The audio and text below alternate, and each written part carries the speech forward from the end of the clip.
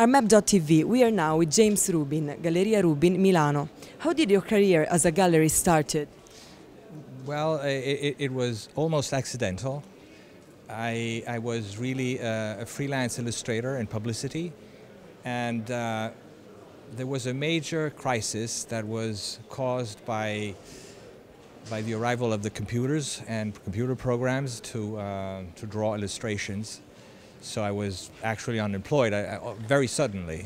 There was nothing I could really do about it. My father was a well-known art dealer in New York, and he knew that I was experiencing some difficulties in Milano, where I live, and he was also accidentally moving to Europe to be a retiree, really, because he was fairly old at the time, and he was about to cease working. So he said to me, "Why don't we start a gallery together?"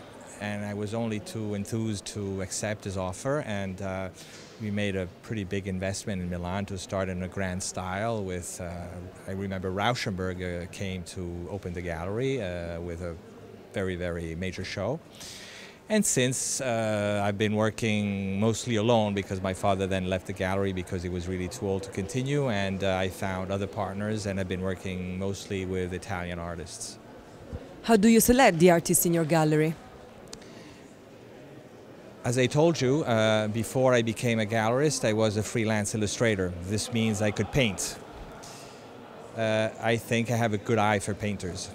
And when I see one, I immediately recognize his talent. And my other partner, Paolo, is a sculptor. He has a diploma in sculpture from the Academy of Brera, and also had an atelier where he was a sculptor for many years.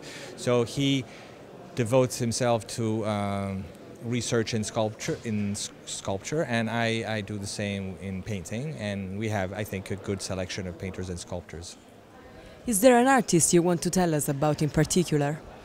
Yes, well, we're here confronted with Gerd Demetz, who is a sculptor from Val Gardena, where the best Italian wood carvers come from.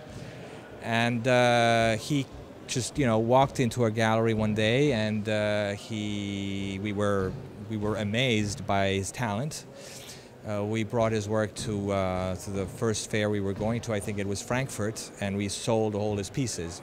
We understood we were, really in front of a very talented and promising artist.